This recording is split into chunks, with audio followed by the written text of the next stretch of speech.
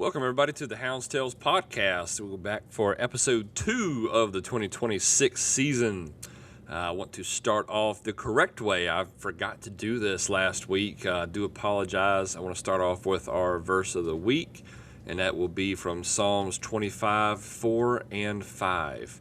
It's, "Show me your ways, O Lord, teach me your paths, guide me in your truth and teach me, for you are God, my Savior, and my hope is in you all day long." Then I also want to hit our inspirational quote of the week, and it is from Mr. C.S. Lewis. It says, you can't go back and change the beginning, but you can start where you are and change the ending." Both of those I thought were very relevant. I know we talked about it last week on our episode, and but with the HB 1396, we talked about it, what the impact could have been. Thank the good Lord above, it was defeated here in Virginia. One thing I want to say is I thought it was incredible how the hound hunting community, not only in the state, but across the entire country, came together and got behind Virginia dog hunters on this bill. How they all united, they were asking questions, getting informed, emailing, trying to make a difference. You know, it was a lot going on, and everybody in the state, of course, thank you for the ones that reached out, that took the time, emailed, called, made the trips, whatever the case may be. Thank you, thank you, thank you. For the ones out of state that were reaching out and offering any kind of help that they could possibly do, thank you, thank you, thank you. Y'all are amazing. We got this done. I say it was defeated. I know probably some of the let me rephrase that. Some of the ones that were in support of this bill are going to correct me on this. It was tabled until next year. I've seen a lot of different things. I haven't done the research my own self to be able to tell you the correct way that this is going to be going forward, but it is tabled until next year. So we do have another year of life left, but it is possible that it would be brought back up. I think from my understanding, it has to start completely over again, but I could be wrong on that. But we'll take that as we can get it. But big win for Virginia houndsmen and women last week, with that getting tabled until next year. Made it all the way to the Finance Committee in the Senate, and that's where it was tabled. I'm not going to waste a lot of time in this episode going over the whole bill again. If you want to hear all about it, go back to episode 1 of this season, which was episode 125. We talk about that bill and everything about it for a good little bit. I do want to mention this before we get into the episode. This is not for just Virginia. This is for houndsmen all over the country. It's time to wake up. I don't know a better way to say that. I don't know a better way to plead with anybody that's listening, plead with all hunting clubs, with all forms of dog hunting. If we do not wake up and see what's on the horizon, we're going to lose it. We'll be sitting here telling stories to our kids about how we used to dog hunt instead of taking them with us and making their own stories. Let that sink in. I want to take my son and my future kid with me hunting for the rest of my life, for the rest of their lives, whatever the case is. I want to show them why we love this sport, why we wake up at 4:30 in the morning to go listen to a bunch of dogs barking.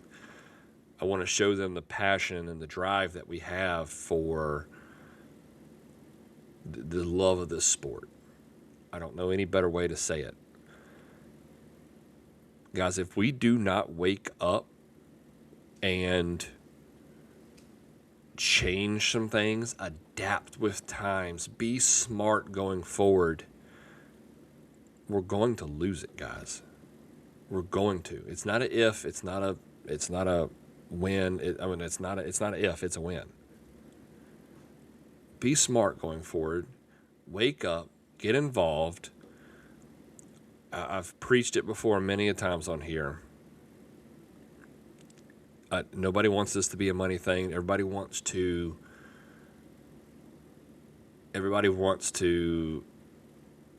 just go out and hunt and have a good time. Of course, we all do. Everybody wants that. Everybody wants to go just enjoy themselves and be old school and do that. But guess what? It's not like that no more, guys. We have to adapt. We have to do things different.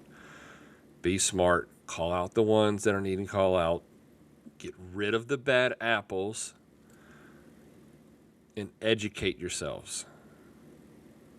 Guys, enjoy your time while we have it. Make smart decisions. Do things better. Okay? Of course, we all love to have fun. We all like to get goofy and get a little sideways sometimes. But be smart.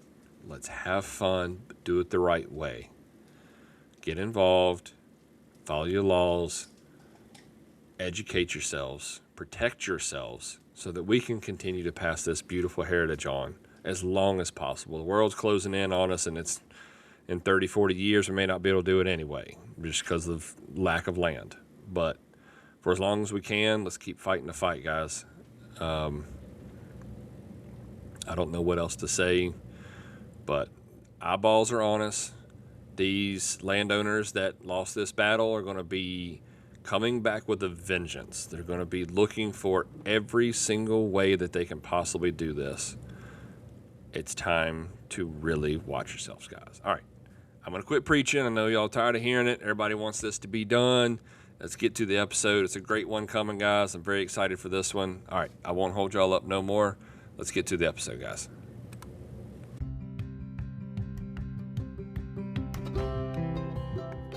Welcome, everybody, to the Hounds Tales podcast. This is your home for field trialing and deer dog hunting. It'll be stories and discussions on the world of dog hunting. So let's drop the gate, cast your hounds, and get ready for another episode of the Hounds Tales podcast.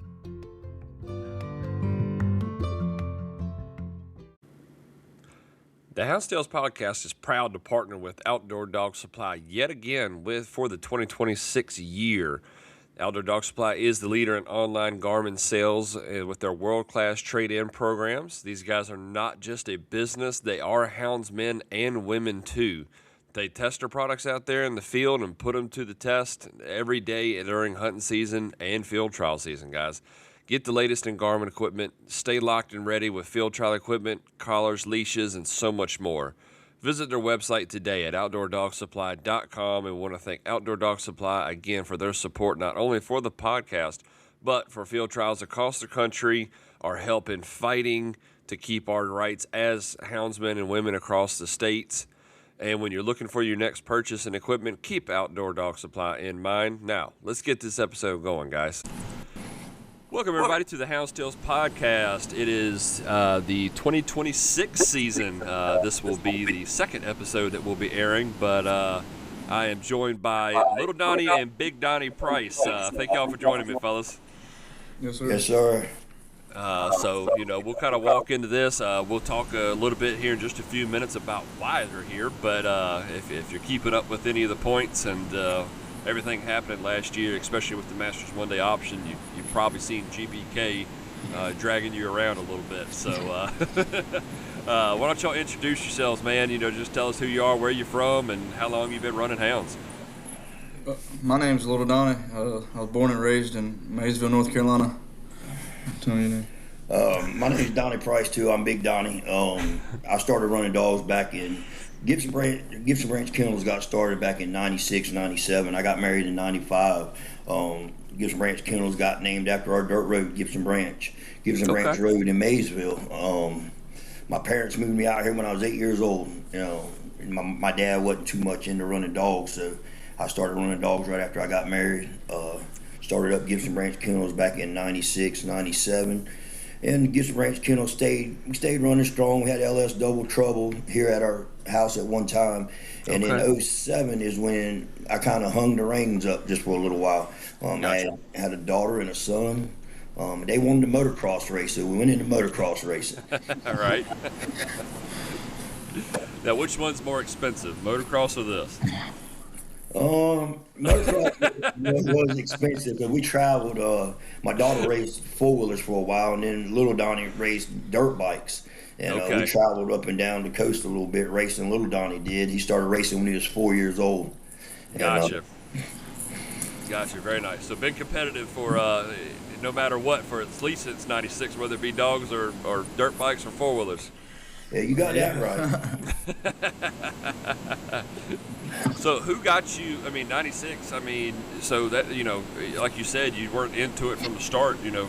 From a young age. So, what got you into it? Where did that kind of passion come from? Who got you into the dogs? I hung out with a bunch of buddies. Bobby Lassiter with High Speed Kennels. I hung out with him a lot. Me and him grew up together. I stayed at his house, and they were into dogs and hunting dogs all the time. And I went hunting with him. Me and Bobby hunted quite a bit together.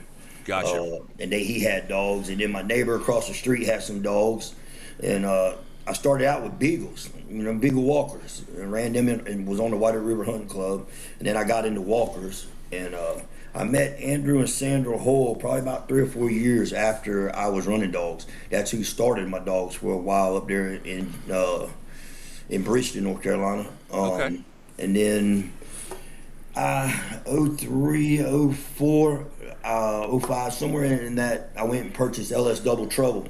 Andrew and Sandra Hoyle had that dog, that champion dog, and it sold it to somebody down in South Carolina. We went down there and purchased that dog and brought it back to North Carolina, and we bred that dog quite a bit, had a bunch of puppies off of that, and started field trialing. Very nice, very nice. So what was LS Double Trouble? I've heard the name before. That's a little before my time, but I have heard the name before. Yeah, it was Tri-State Field and Dual Champion LS Double Trouble. It was one of the dogs Andrew and Sandra Hoyle had that they had made a champion. They had traveled. I believe they had won. They got third HGA at the Virginia State. The North Georgia, they got first HGA Derby, and the combination winner when they won that. Then when that dog, a few weeks before that, he had run in a Derby hunt, and he had scored 925 points in a 2-day Derby hunt at the All-American Running Hound Classic. He got 6 HGA then. But LS Double Trouble, let's see here. My eyesight, little Donnie might be able to read it better than I can read it. So he was off of Stroll, Janny, and Billy's Butterfly. Gotcha. Okay. I got you. Dad ended up having a puppy off of him and named Triple Trouble. He ended up winning a 2-day Derby with him. Gotcha. Okay. Very nice. Very nice. So it was a good little kickstart into getting the field trial and stuff going. You'll see a lot of that LS Double Trouble breedings in like your like Jimmy B and all that. If you go back and look back in the blood, there's a lot of You'll see a lot of LS Double Trouble still in the pedigrees around here. I got you. Very nice. Very nice. So was it straight into the field trial and stuff for you, Big Donnie, or was it into the deer dogs a little bit and then kind of ventured in? How did that kind of take place? Yeah, I was into deer dogs. We ran deer dogs, and a bunch of the boys was doing the deer field trials right before they started having that big deer series down here. The little clubs had started their little local hunts, and we started in that. But I ran at Savannah Fox Pen there in Kinston quite a bit. Then there was a pen in Goldsboro. We ran there quite a bit.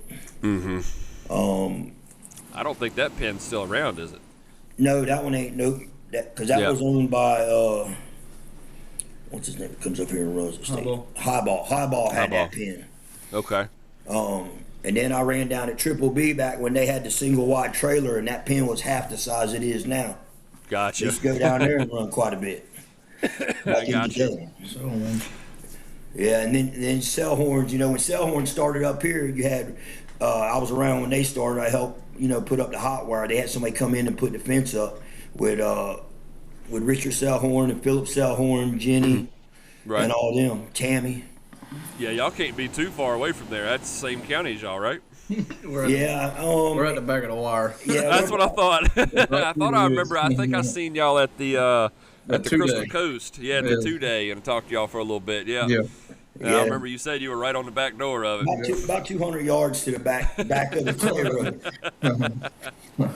You can't ask for no better than that. Yeah. Oh man, look, we don't have a radio playing and a hot wire around the top. We have to go get our dogs running around the fence up there. I believe it. I mean, so little Donnie, when did you get your start? Was it just a natural thing from the get-go, or did you wait a little while? For a long time, I did not care one bit for running dogs at all. No kidding. Yeah, he was big into it. I didn't care. I wanted to just go do something besides sit here and watch dogs run. You want to ride a dirt bike? No, it was my senior year. We didn't really do a whole lot of that stuff because I was more focused on football and everything. Gotcha. Right in my senior year, my buddy Jason that runs with us, he was running dogs again, and he ended up convincing Dad to let's get some dogs, and I ended up going with him a few times for some hunts, and I was like, that's pretty cool. So we ended up getting that. That's when we went and bought Nikki. That's where Nikki came from. Was our first one. And we ended up getting that litter of puppies, which was Ruger. That whole litter ended up being pretty nice. We got the majority of them. Daggone right. Now, what is Nikki now? Because I tried to find it, and I probably could have dug a little extra hard, but I could not find her breed. She came from Jeremy Bond. She's off Bond's Avenger and Bond's Little Pup. Okay, gotcha. Very nice, very nice. I've seen it look like pretty much everything y'all got's off of Nikki. Yeah, just about everything we got. She's a good one. I used to run her about a couple years ago. I used to run her. She's like a 55-gallon drum running around, but that first 30 minutes, there was nothing that could run with her. Nothing. All right, guys, we're going to interrupt the episode again real quick. The Hounds Tales podcast would like to take a second and talk about our friends over at Cinjun Lights. Whether you're pleasure running at night or judging nighttime field trials, put your trust in Cinjun Lights, guys. With the economical Cinjun Bayou for the every now and then light user, the Cinjun Micro for your nighttime feeds, and trust me, that sucker comes in handy. And to the top level Cinjun Blinder for the hardcore crossing getters. The Cinjun Lights are headlights style lamps that free up your hands for voice recorders and your GPS. They offer flood style lights in red, amber, and a white walking light. Then the top of the line 4-level main beam light. If you're having a hard time catching crossings at night, give the Cinjun Light a try. With the red and amber setting to catch the game with an easy flick of a switch, go right back to your main beam light, guys, and see your hounds in action. Visit their store today at CajunLights.com or check out. Make sure that you fill out the survey and select Hounds Tales Podcast to receive 5% off your next purchase from Cinjun Lights. Guys, trust me. Tough lights. Cannot say enough good about these guys. And made in America products. Be sure to check them out. CajunLights.com. All right, I won't hold y'all up no more. Let's get back to the episode, guys. Here we go. You can't ask for better than that, though. No, she got the heart. Yeah. That's how my brood chip is. Yep, that's how my brood chip is. When you take her out, man, she gives you everything she got. Even though, like you said, she looks like a trash can running around out there. She's giving it all she's got. She's definitely got it. She's been a special one to us. Very good nice. To us. Very good. Very good. Now, like, so I take it. Go ahead. I had a rabbit pen, back when I had the other dogs in 07, where I trained all my puppies here at the house. I'd start them out on rabbits. So as soon as we decided we were going to get that stud dog, I was like, Donnie, let's get a stud dog, or get a jip and have puppies. I said, and so we went and built a rabbit pen, acre and a half rabbit pen. And that's where every one of our dogs that we own, we started raised, and they all start in a rabbit pen. Gotcha. And, sometimes the rabbits is as big as the dogs.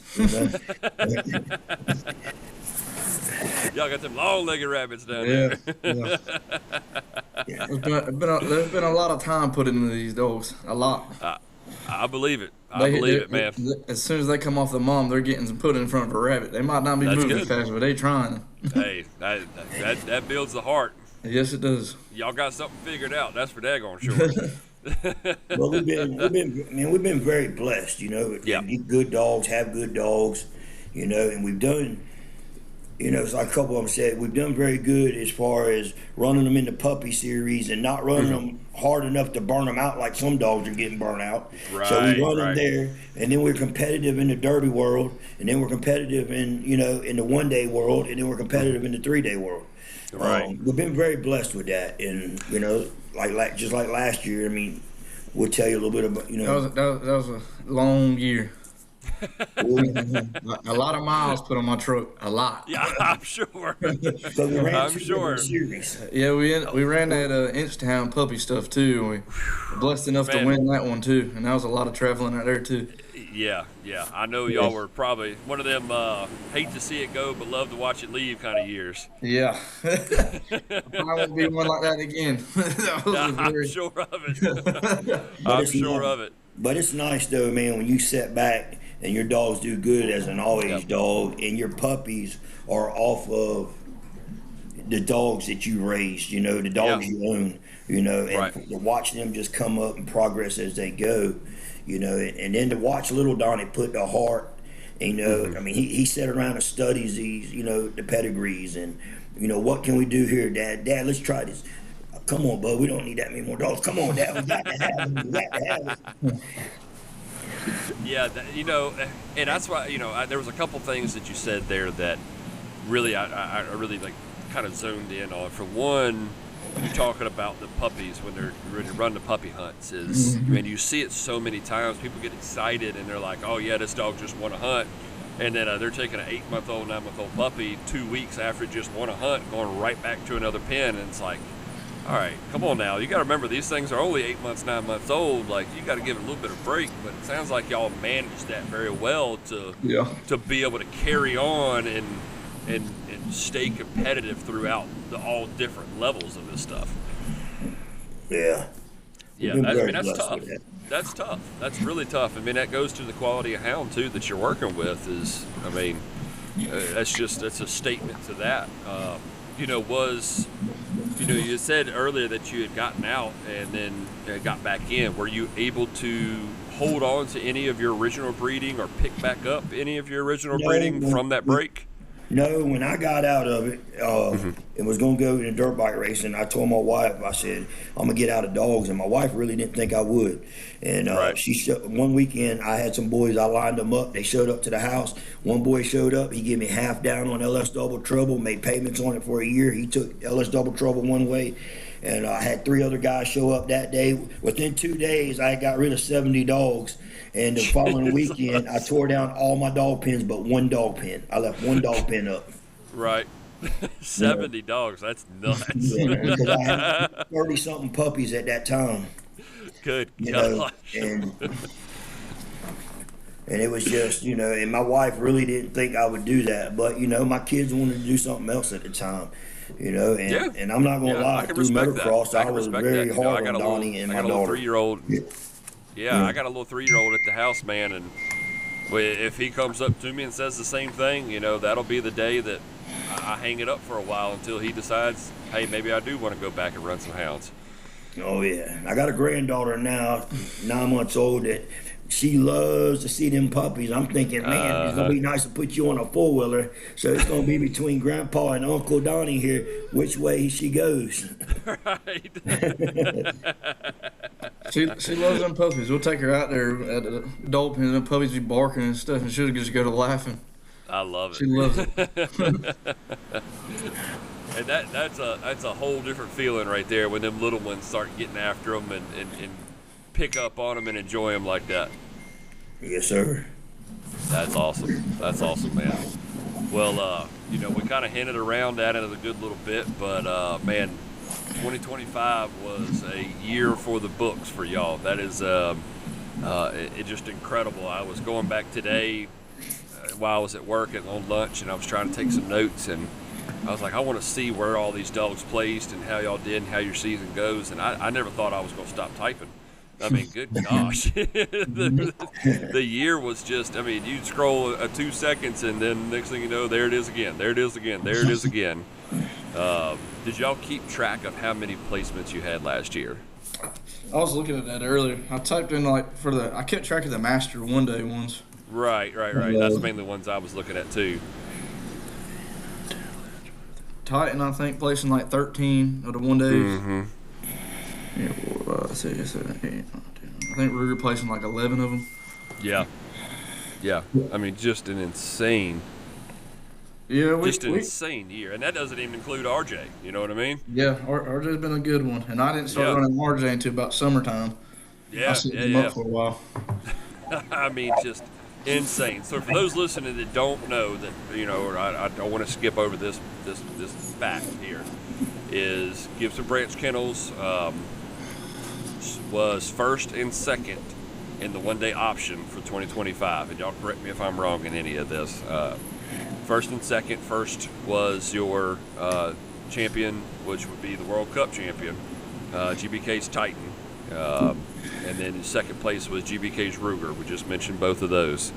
And then I'll give the honorable mention to the GBK's RJ.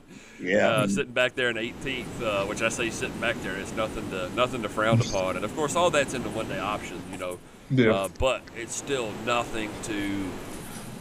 There's one of my favorite things about the one-day option. I'll just say this real quick before we get really rolling into these dogs. Is that's what I do like so much about the one-day option. It gives that recognition to the dogs that are going to these one-day hunts that are doing super well in the first day of a multi-day hunt. It's giving these dogs the credit that they deserve versus you having to be a champion or having to do this in the standings and all that stuff, which we'll talk about it too. They did very well in the multi-day standings as well. Let's see. Let me see. Look at my notes here. So, at what point, we're going to talk about it as a whole for a second. At what point at this year were you like, oh crap, we have a chance to do something with these dogs? Like we're hitting good and these dogs ain't stopping. Like, what point were you like, all right, we got to chase this thing and we're going to get after it? I started running. I had a bunch of puppies I run for them instant hound points. Really running that like every single weekend. We'd run the grown dogs maybe once here and there. We really didn't have them in shape by no means. He left that up to Dad to start out with at the beginning of the year. He left that to Dad. Yeah. But they got ran a little bit, and I knew they weren't in perfect shape, but I knew that they'd be in halfway decent shape. And Dad was dead set on taking them to the Masters hunt. The Masters at Selhorns right here. Yeah. And, Yep. Huh? That first hunt was Triple B. The 3-day. It was split, right? Or was that? Huh? Was the Masters split No, like that? the Masters was it was just a regular 3-day. Well, That's what I thought. Yeah. The Masters is where we really started chasing off with the points. Gotcha. The Masters right here at Selhorns, I think it was like $200. I think the book was completely full, but we ended up getting just 2 numbers, and we took Ruger and Titan, and they came out with a halftime sheet, and I think we were like 100th place maybe. I mean, we were in 3 pages back, and I told him I knew they weren't ready for that. And here comes the result. I think Titan he ended up going 4th, I think, the first day, and Ruger was 40th. And then the second day came around, Titan pulled up. He was first going out to the 3rd day, and Ruger was high dog day 2. He pulled up 7th, I think. And then there was I think 3rd day Titan ended up finishing 7th, and then Ruger ended up finishing 14th. There you go. 3rd day. Not too bad for some dogs in half shape. Yeah, they weren't. They weren't. I mean, they were in good shape, but they weren't in the best of shape by no means. That was a hard 3rd day. That was hard on them. Yeah, I'm sure. That's awesome. So that was kind of the hunt that was like, all right, let's see where it goes. Yeah, that's what it sounds like. That one right there was they've always been good in the 1 days. I mean, they could do the 3 days, but the 1 days, they like them 1 day speed and drive.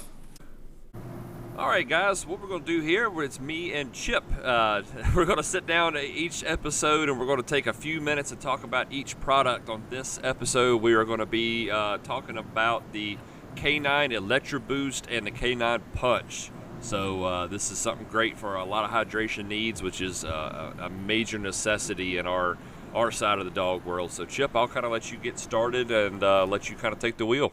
I didn't know I was like Madonna, where you just need a first name without even saying who I'm with. Excuse me, Mr.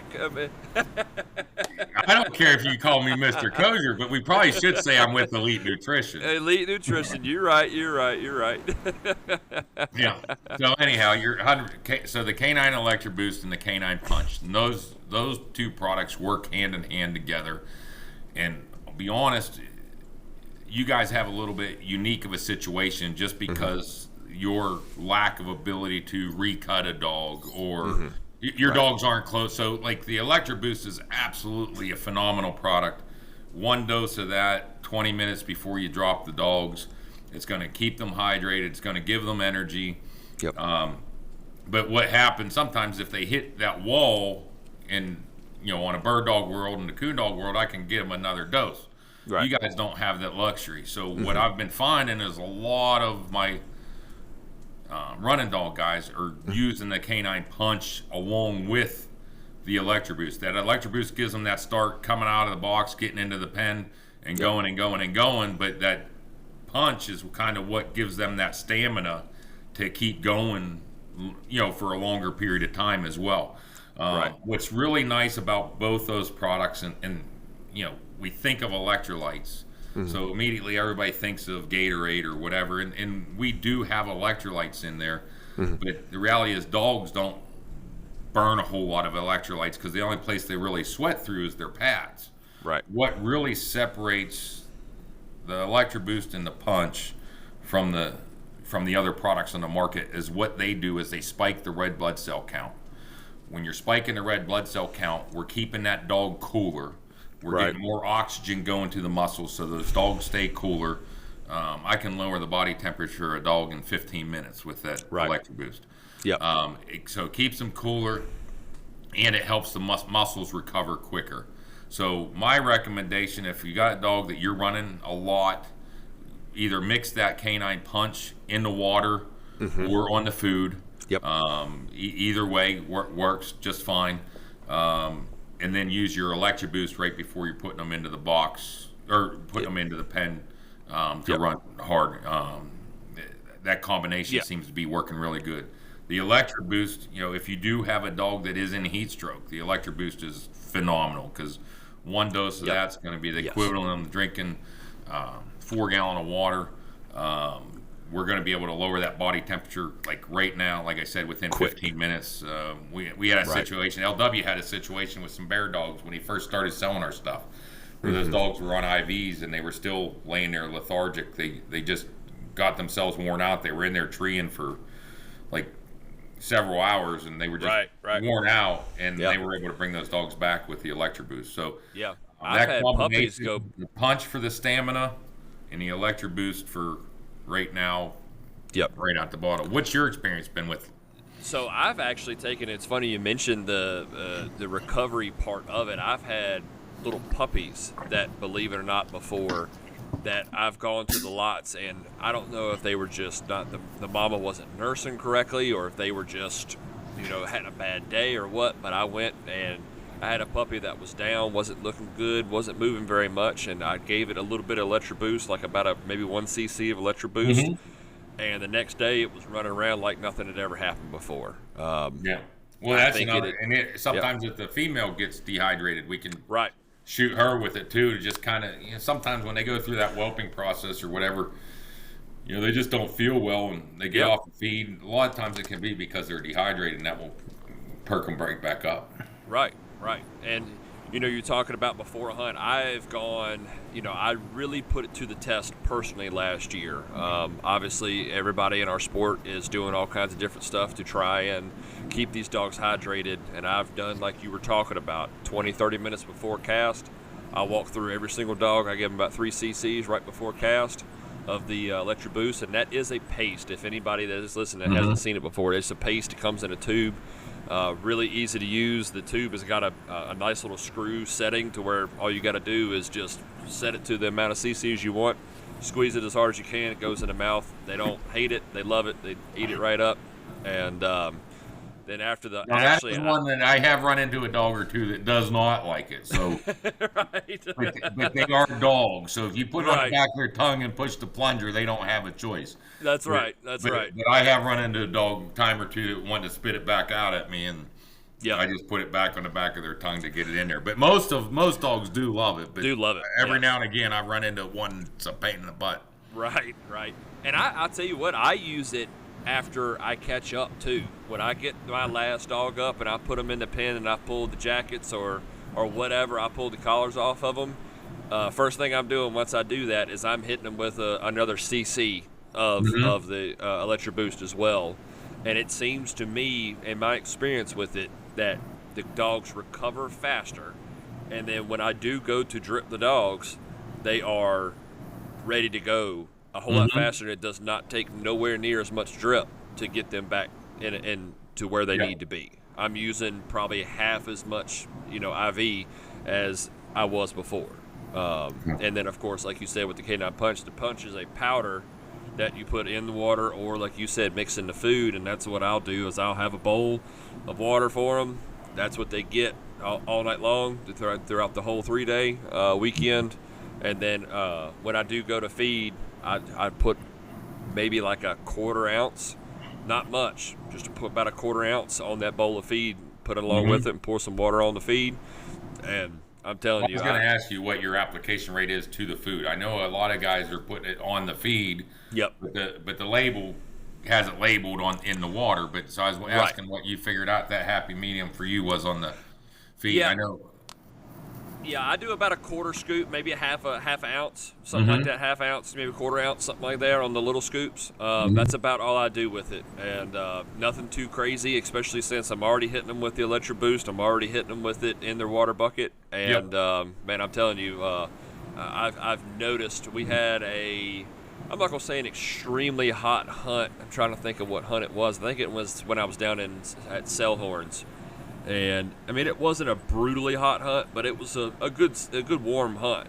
And I noticed after about an hour after the hunt, after I had done the Electro Boost and let them get some water, and then had that K9 Punch in it, I did the old pop test on the back and did the skin, and not a single one of them had any kind of stand up. It was immediately right back to popping back to normal. So that right there was my testament, and I honestly, I think it gives the dogs a little extra boost of energy as well, like you said, with that red blood cell, and I think, and you correct me if I'm wrong here, doesn't it have a little bit of B12 in it as well? Correct. It has B vitamins, as the electrolytes, but there's a lot of products that have that. What separates it from everything else is spiking that red blood cell count. Yeah. Right. Yeah, I think between that mix of those two things, it's just an incredible. It's probably my favorite product that I use, especially when I'm prepping for hunts. If I have somebody taking a dog to a hunt for me, I promise you, at least the Electro Boost tube is going with them. Yep. So, but. And like you said, one dose of it is equivalent to 2 gallons of water, 2 to 4 gallons of water, however you want to look at that. And you can definitely tell it's something that's super impressive to me. And I think if there's any product you try that you see that immediate result and that in-your-face kind of answer, that's the one. That's the one. Yeah. Yeah, and your application rate on the Punch, on the water, is 1 ounce to a gallon of water, so it goes a long way. The Electro Boost is 1 to 2 cc's per 20 pound of dog weight, so you're going to get multiple doses out of a tube. It's not like it's one and done where you're just blowing through it every time you make a purchase either. Right. Yeah. So, but no, I think out of those two products, man, I think that's you got anything else we can add to that while we're on them? I think we're good on those. I mean, you mentioned the for the breeding situation, is that's a lot of my breeders use an Electro Boost for rehydrating pups or a mama. Yep. But no, I think you got it covered. Excellent. Well, thank you, Mr. Chip Kosher with Elite Nutrition. Got a little better that time, right? Yeah. And we'll get back to the episode, guys. Gotcha. So what would have been after that it was like, all right, we're hitting good. These dogs are going to do very, very well. I think we started. Which one do you go to? Dad ended up taking them to. He turned around and took Ruger and Titan to. I think Triple B. Triple B there. Okay.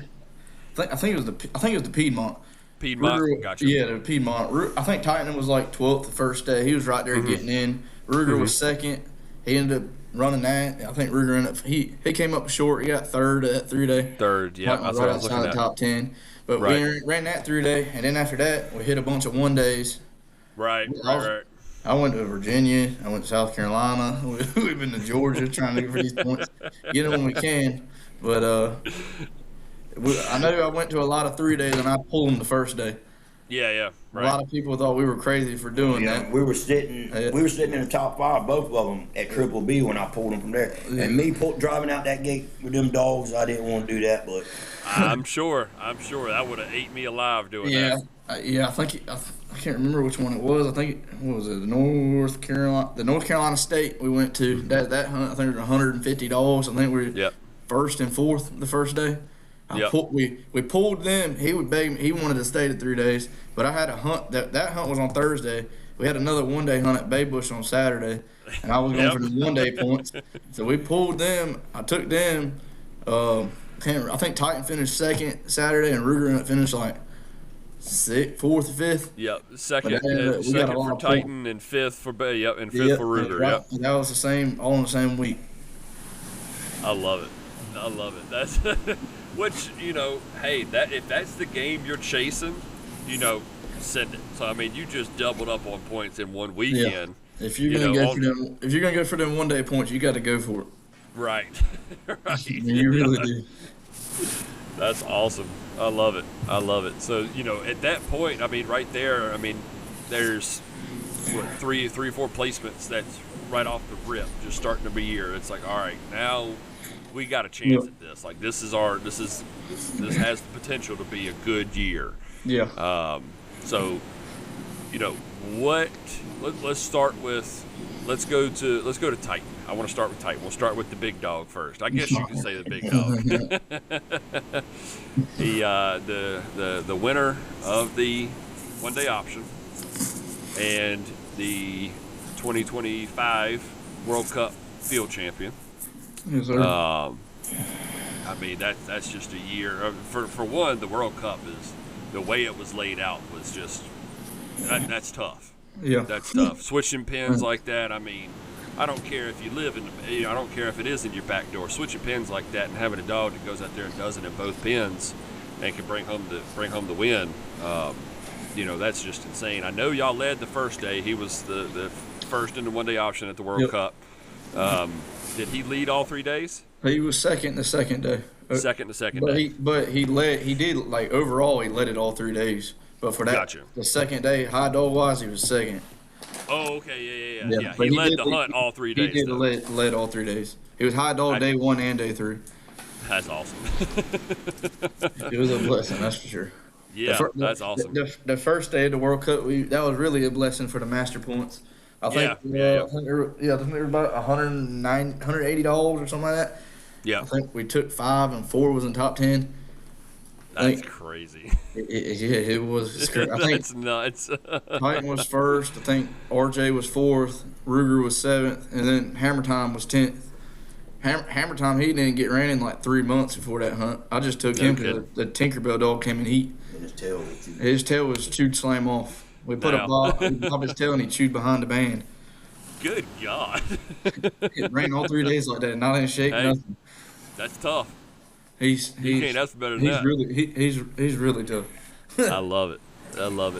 So let's kick it back a little ways now. That's a champion bond for Little Jack and GBK's Nikki. Obviously, Nikki we've talked about earlier. What was the idea about that cross with Little Jack and Nikki? See, I remember this. We were there's a place called Burrito Shack we were about to go eat at, and we were talking about what we were going to go breed to. She's about to, and we were going to go breed to Kennedy's 8-ball, but he had somebody else coming to breed to him that day. And then Dad called Vaden and asked him, "What's the fastest dog you got we could breed to?" And that's when he said Little Jack. So that's what we ended up going and breed to. That's exactly how that worked. That's awesome. He named it. He said he had the fastest one. I said, "Well, I'm on my way." He said, "For real?" I said, "Yeah, I'm on my way right now." Here we come. Hope you're ready. It worked out. I guess it was the fastest one. Yeah, it worked. That's an egg on shore. Yeah. Now, how old is Titan now? Titan, he turns 4 in May. See, that's another just statement right there. Yep. I mean, that's a 3-year-old having that kind of year. That's beginning. You hear about dogs, 10, 15 years ago that were doing that. 3 years old, 4 years old, still out there being competitive. But for a 3-year-old dog in today's time, like y'all talked about, there's so many people when they get a young dog that's doing well, it's doing competitive, and they just hunt, and by 3 years old, 4 years old, they're burned out. They're done, they're cooked, there's nothing left for them to give you. But for a 3-year-old dog to still be able to dig in and still do what y'all are doing, and heck, he's in 4 months he'll be 4, so or 3-4 months, whatever it is.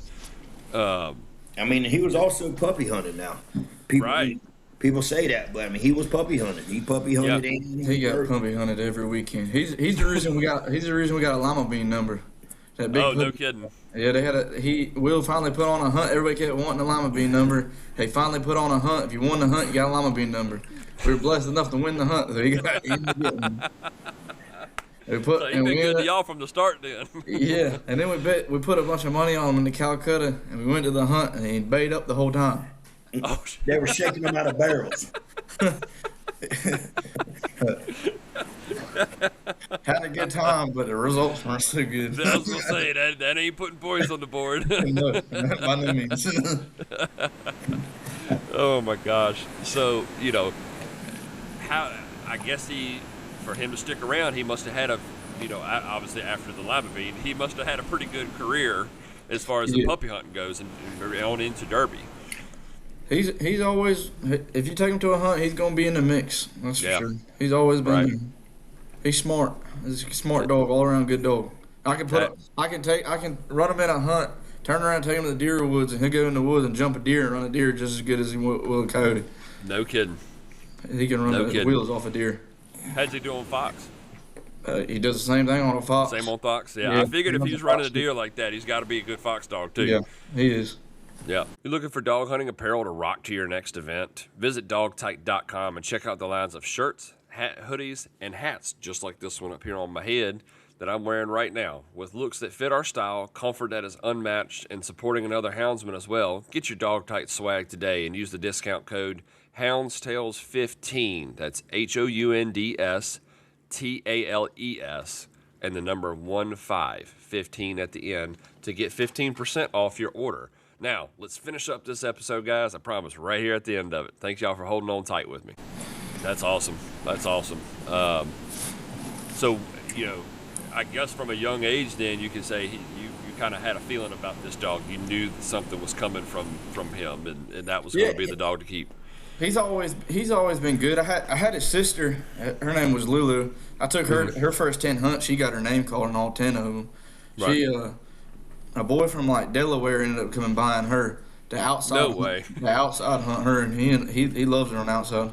Interesting. What a random place to have a dog go. Yeah, and he had another sister. We were out there at the dog pen, and I went out there to go check on him, and I guess a spider ended up getting her, and we ended up having to take her to the vet, and she was a one-eyed Willie, and she could fly. She was little too and had one eye, and she had knees, man. Yeah, and she had the wheels. That's awesome. that was a good litter too. Yeah, I was gonna say it sounded like it was pretty competitive little litter. Yeah. That's awesome. How many did y'all keep just tighten out of that litter?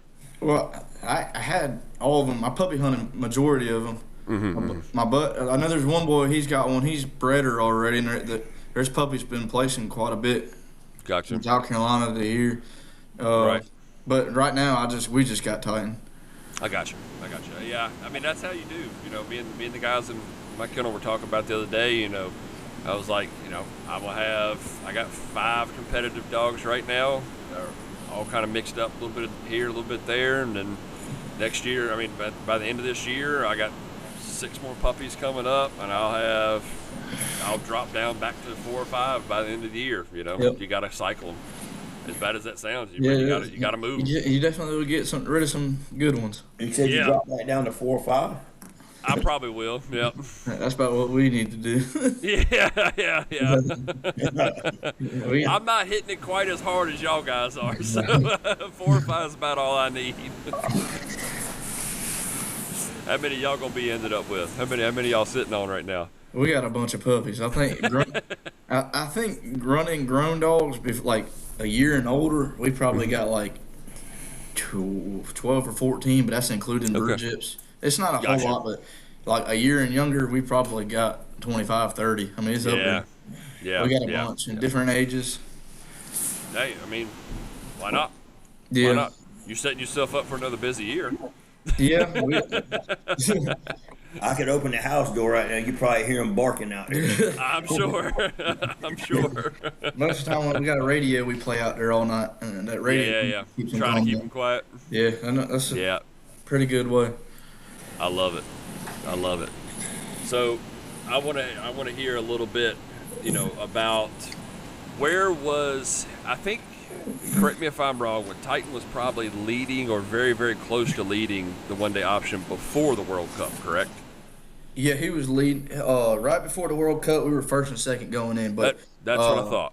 I think he was Richardson's nosy dog.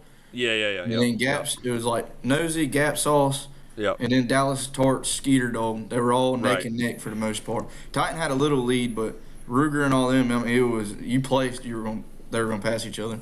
It was Right. very tight. I thought it was really tight. I thought I remember seeing that it was super tight in the one-day option there up towards the top for a little while. So It was a race to the end. We all seen it. All of us were at every single hunt together. Every single hunt. especially when all of us drove down to Swainsboro for that hunt.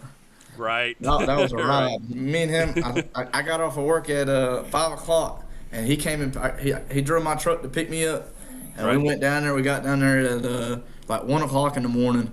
We slept in the truck. I think casted the dogs. Got the results out at like 3:30. Yeah. I think both boys were right. I think Ruger ended up getting like 35th. Titan was like 40th. They were right there in the top 40. Right. But loaded up, came back. I think we got back at the house at 12. Oof. It was like one day. Did that drop? That hurts. Yeah, We got our butt smoked. We did. Yeah.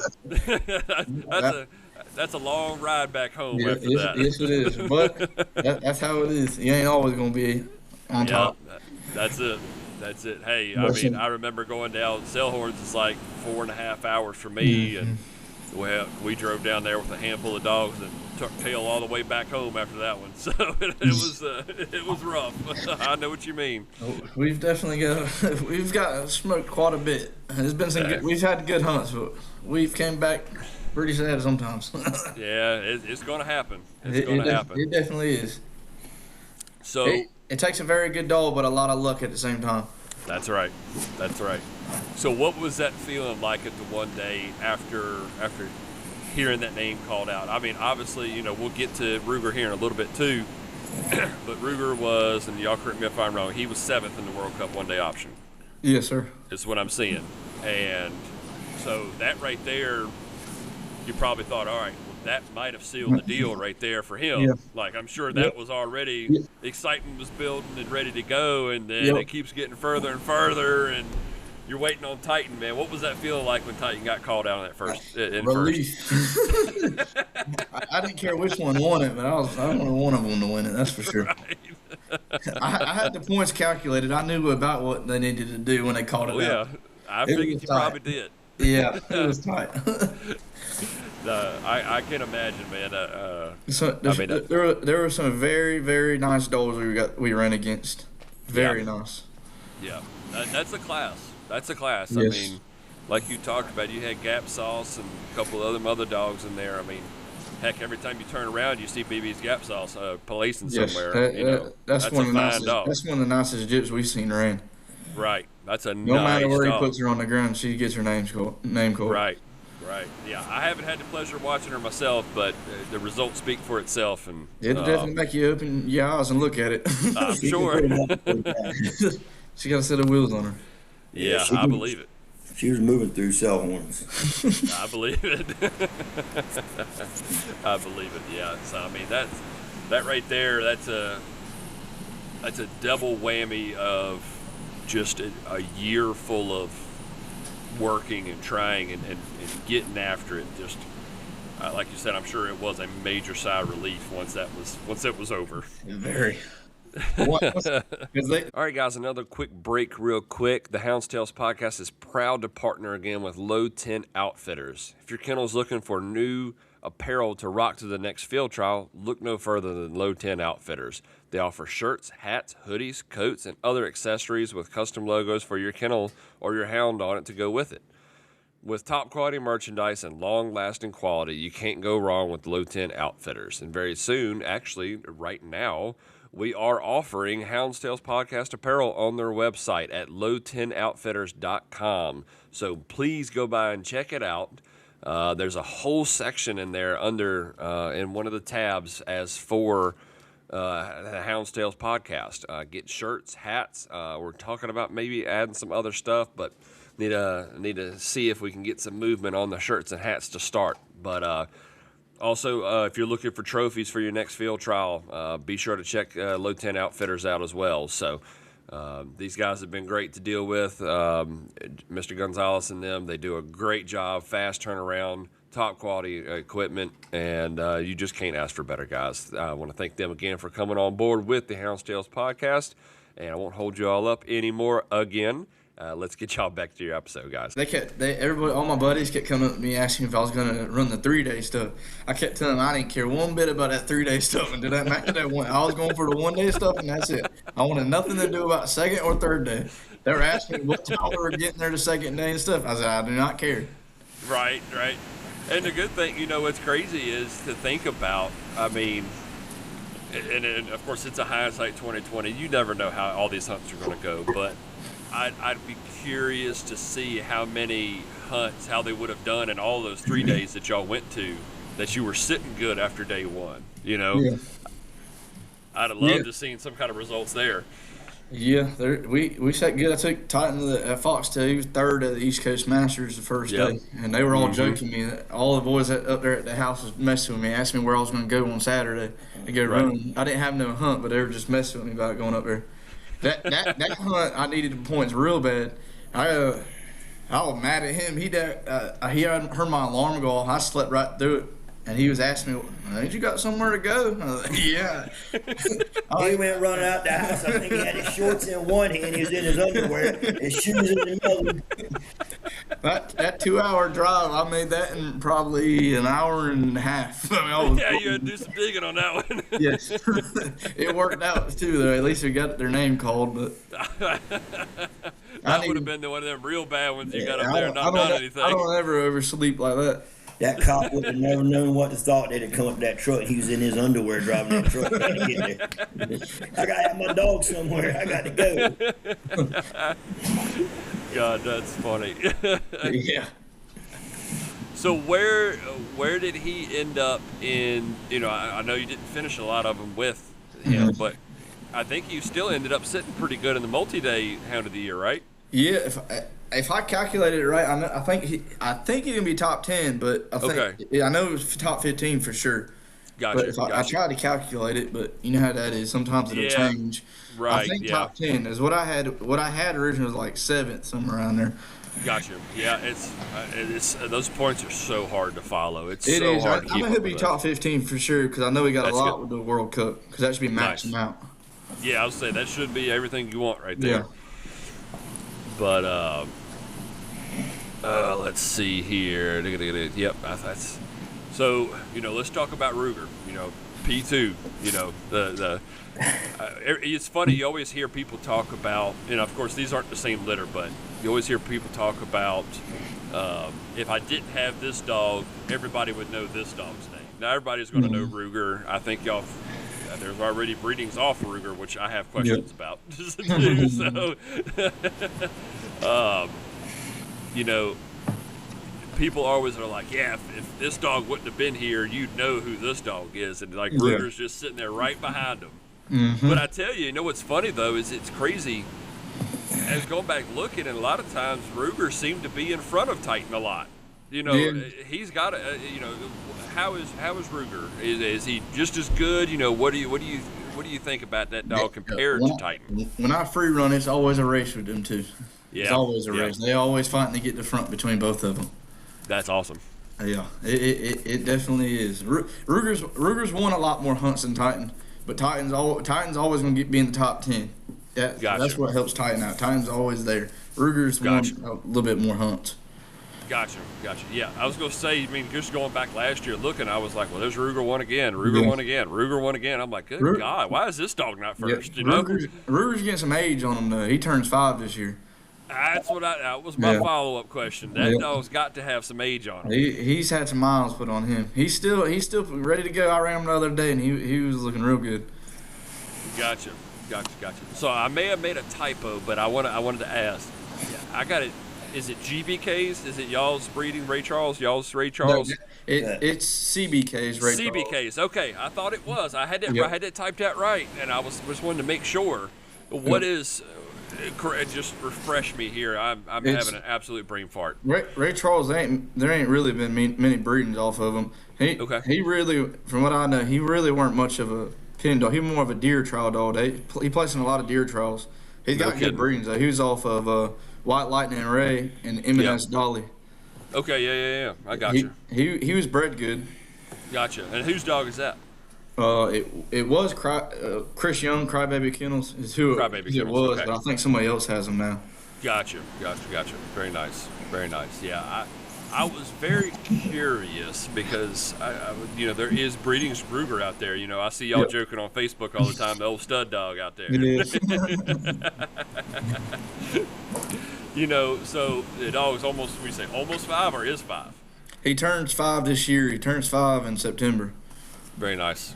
Yep. Very nice. So definitely getting some age on him. Like you said, just another testament to how y'all are running, the strength and quality of the dogs. It's a hats off to y'all. It's an awesome thing that you just don't see much of anymore is quote unquote older dogs competing at the levels that y'all are competing at.